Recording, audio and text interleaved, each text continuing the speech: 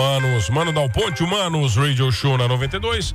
A música nos conecta, os bons papos nos conectam aqui na 92. 984410010. Você vai mandar o WhatsApp pro Maninho. Dia 20 de julho, neste sábado, você tem um encontro marcado com o maior tributo ao Led Zeppelin do Brasil. Presença Led Zeppelin no Teatro Criciúma Elias Angeloni, a partir das 8 da noite, o cover mais fiel do LED com instrumentos, figurino, presença de palco e vozes.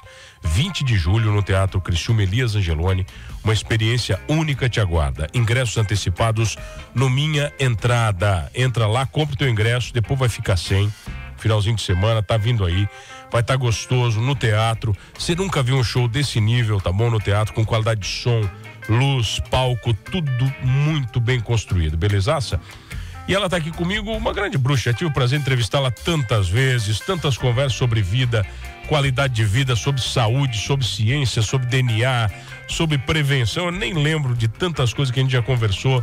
Doutora Vanessa Moraes de Andrade, ela que é professora, pesquisadora, cientista, mãe. Que mais, Vanessa? Tanta coisa você é, né? Então boa tarde, Mano e ouvintes da Rádio 92.5. Tô muito feliz de estar aqui, porque é isso, a gente já se conhece de longa data, em vários outros momentos a gente já pode estar junto. É sempre um prazer conversar contigo, e é isso, conversar sobre vida, porque eu acho que além de tudo isso que tu me descreveste, eu sou uma entusiasta do estilo de vida saudável, e é isso que eu aplico na minha vida e também nas minhas pesquisas ali na Unesc. Então, Vanessa, falar sobre vida saudável num mundo cada vez menos saudável é um desafio? É um desafio, mas por outro lado, eu que estou aí tanto na pesquisa quanto nessa própria busca desse estilo de vida há uns 10, 15 anos, eu acho que hoje está mudando. Eu acho que tem mais pessoas interessadas, porque eu acho que as pessoas estão vendo os problemas que o estilo não saudável está acarretando. Você viu uma pesquisa, deve ter, bom, você deve falar em pesquisa, você deve ter visto, mas uma pesquisa de publicidade, que aquela tarjinha, gordura saturada, tal, que inseriram no alimentos, diminuiu em 15% o consumo destes alimentos? Não, esse feedback eu não vi. Eu acompanhei a mudança da rotulagem. A média de 15% só por causa daquela tarjinha. Alto teor de sódio, tal, tem, não sei se gordura saturada. Açúcar, gordura saturada e sódio. Você sabia que eu já compro por isso também? Olha só como é que pode, né? Porque ele ficou mais visível, né? Era uma dificuldade, eu acho. Eu acho que ele ainda não é 100% ideal. Eu acho que todos os nutricionistas, eu não sou nutricionista, mas eu trabalho com nutricionistas e acompanho isso. É um caminho, ele ainda não está 100% ideal, mas a ideia era talvez deixar mais visual, inclusive com uma letra maior, essas informações, porque muitas pessoas não só não se atentam a ler o rótulo das embalagens, como às vezes era muito pequeno. A pessoa não entende também, Vanessa. Não entendem e não enxergam. Eu não enxergo, tem embalagem que eu não enxergo mais. O DNA já avançou. Vanessa, mas nesse sentido você falou que você tem estudado muita coisa, assim, a pesquisa, a primeira grande pesquisa que você fez, qual foi? A primeira grande, não sei. Que a gente falava sobre DNA. Então, acho que talvez a que mais deu impacto, assim, ou repercutiu, foi os trabalhos que eu fiz com pacientes diabéticos, suplementados com vitamina D, e depois, passado 2 anos, suplementados com castanha do Pará. Porque a ideia era justamente buscar coisas naturais, no caso da vitamina, um hormônio, um composto nutracêutico, ou no caso da castanha, um alimento funcional, que é rico em selênio, para ver se essas suplementações ajudariam pessoas que são portadoras de diabetes tipo 2, que é o diabetes relacionado a estilo de vida, que leva à resistência à insulina, se isso melhoraria os danos em DNA nessas pessoas. Por quê? Porque o dano em DNA? Porque o câncer é uma doença associada com o diabetes. E a base de todo câncer é dano em DNA. O câncer e o açúcar estão diretamente ligados? Diretamente não, mas em relação a um processo inflamatório crônico, a um processo de obesidade, a uma resistência à insulina aumentada por um excesso de açúcar, aí sim, então, digamos indiretamente, mas sim, excesso de açúcares refinados, de carboidratos simples, que pode levar tanto ao diabetes quanto a um quadro de inflamação, e aí a uma obesidade, vão causar danos no DNA. E era justamente tentar entender essa relação que a gente já sabia, que câncer é uma comorbidade, ou seja, é algo que está associado, que surge com o diabetes se ele não é controlado no longo prazo. E sabendo que tem alimentos e compostos da natureza que tem o potencial de prevenir, a gente trabalhou isso. Eu acho que esse foi talvez de repercussão maior, porque por mais que eu faça muito experimento em animais, que são importantes, porque a gente estuda mecanismo quando a gente vai para experimentos com humanos, e aí a gente trata pessoas. Além dos dados, tem a questão do feedback.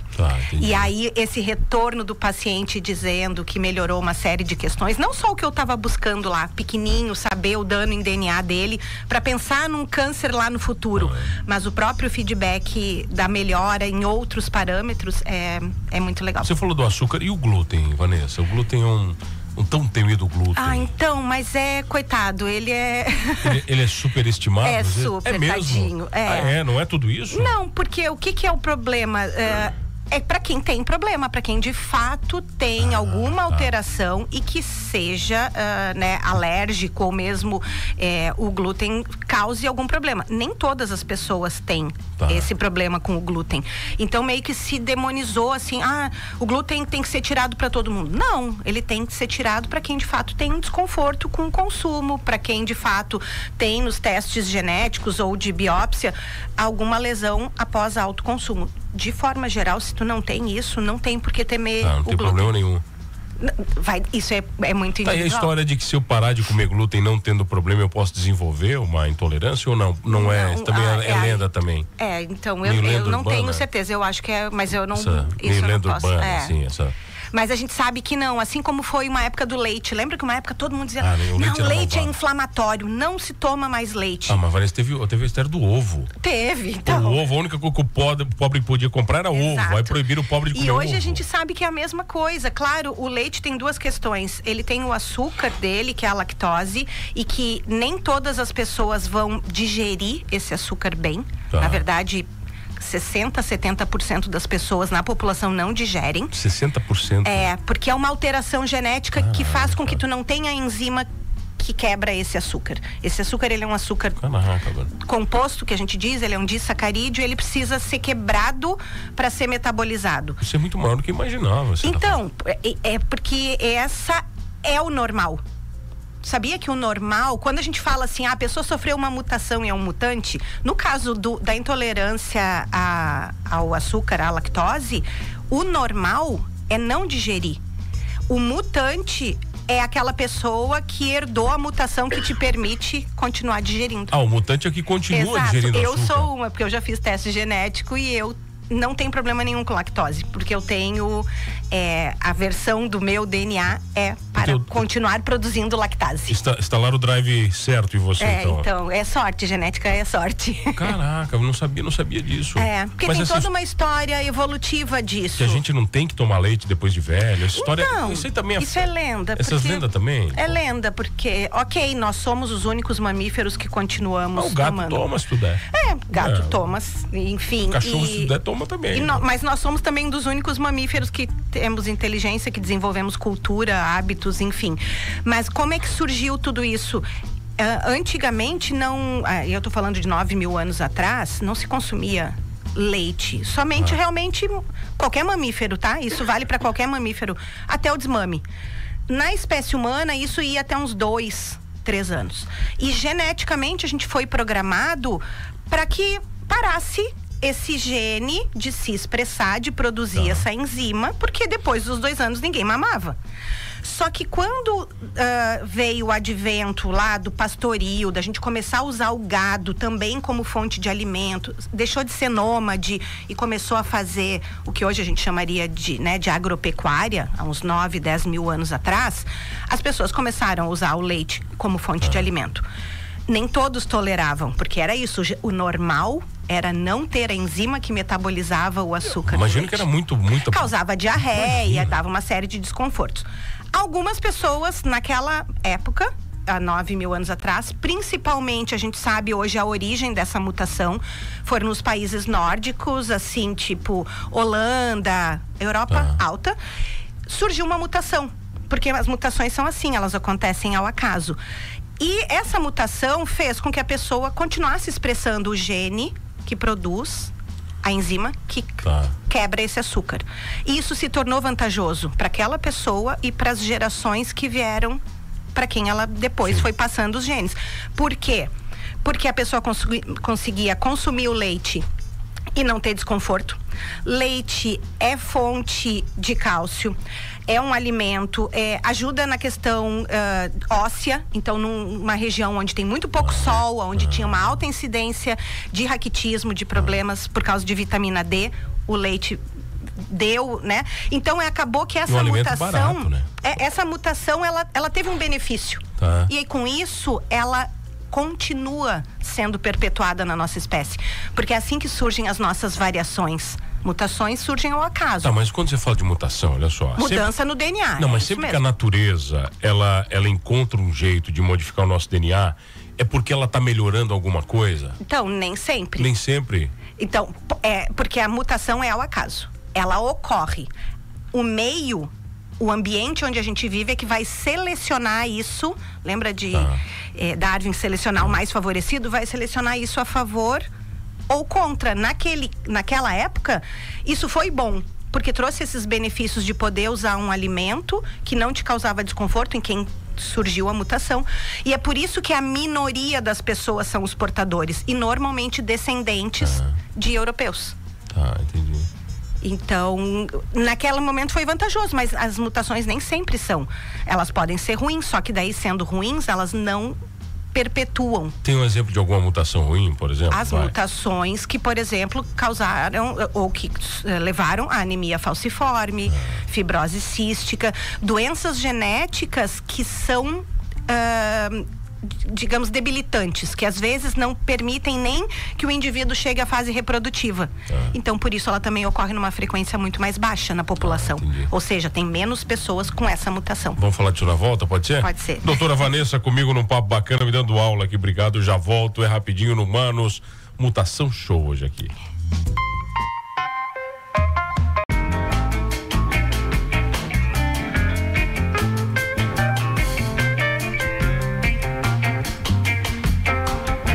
Hello, Humanos, voltamos, Humanos, Radio Show na 92, a música nos conecta, uma boa tarde nos conecta, meu querido Joelso Bolacha, boa tarde, meu velho, prazeraço ter você conosco aqui, e ela está comigo aqui, pesquisadora, cientista, professora, mãe, empresária, sei lá, tanta coisa, doutora Vanessa Moraes de Andrade. Estamos falando sobre evolução. Ô, Vanessa, você estava falando sobre evolução, sobre velhice, sobre envelhecer. Eu quero saber por que o Tom Cruise não envelhece. Você tem a resposta sobre isso ou não? Ele tem 60 anos e o cara tá igual. O cara tá igual. Tem pessoas que têm uma sorte genética ou uma genética da sorte, enfim.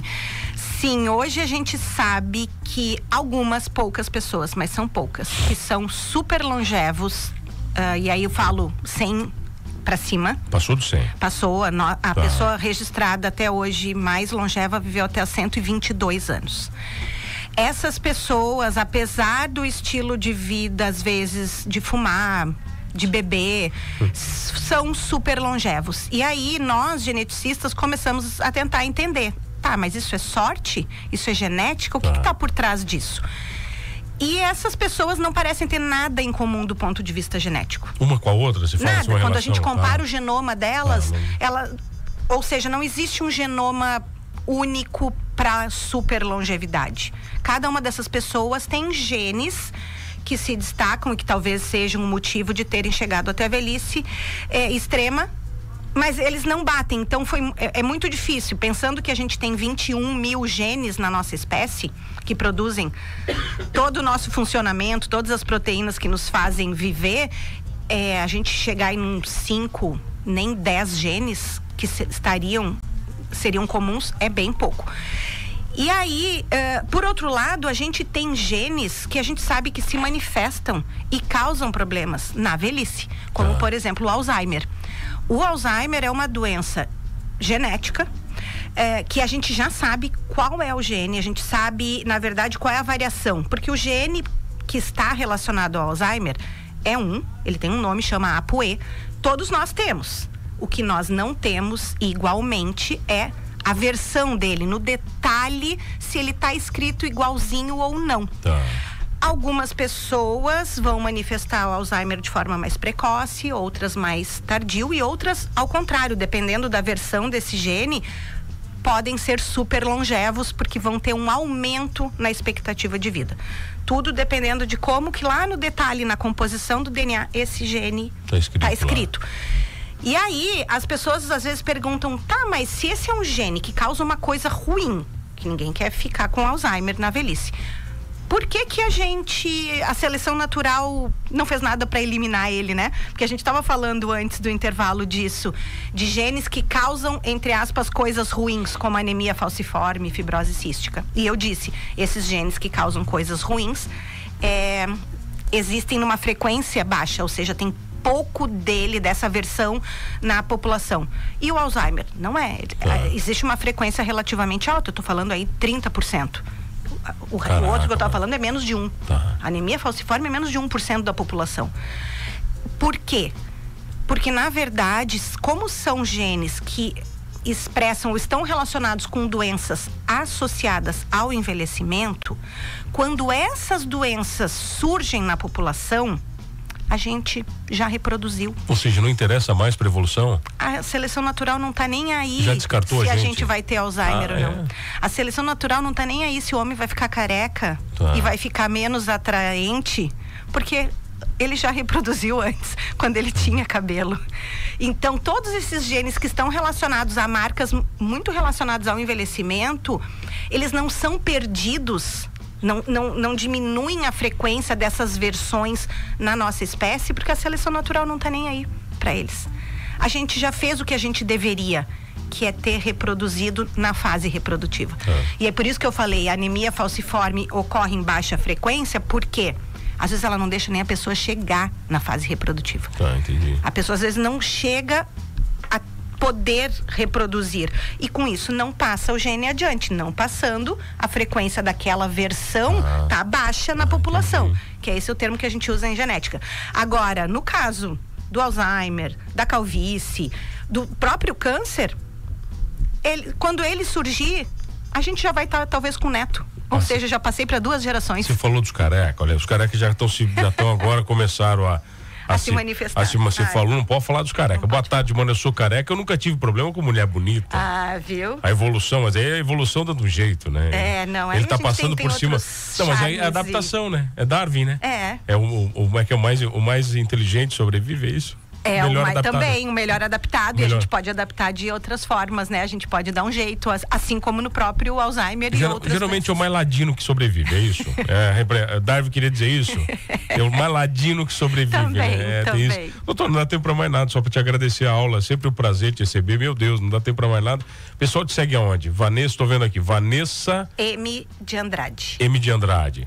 Tá, tem palestra, tem tudo.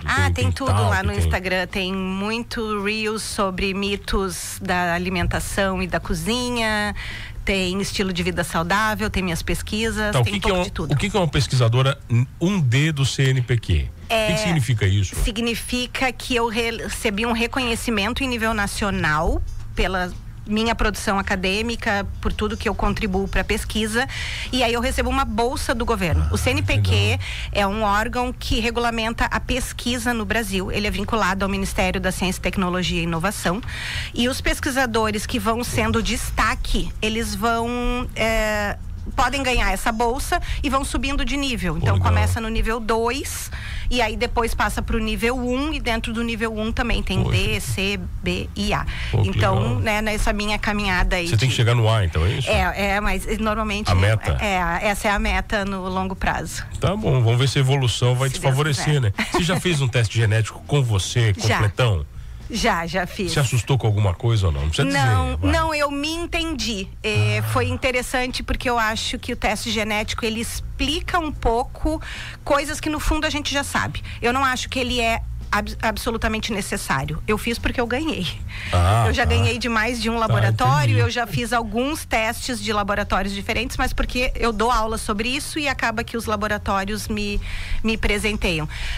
Eu acho que ele explica várias coisas, mas eu não acho que é obrigatoriamente necessário, a menos que tenha uma patologia, uma alguma coisa doença, que você queira motivo para buscar ele. Eu acho que muito a gente se observando, a gente já consegue resolver várias coisas. Doutora, prazer de receber sempre doutora Vanessa comigo aqui no Manos Radio Show. Não esqueça de uma coisa, hein? É o mais ladino que sobrevive na evolução, né? Tá bom? E às vezes você tem que ter sorte, pelo que a doutora falou. Também.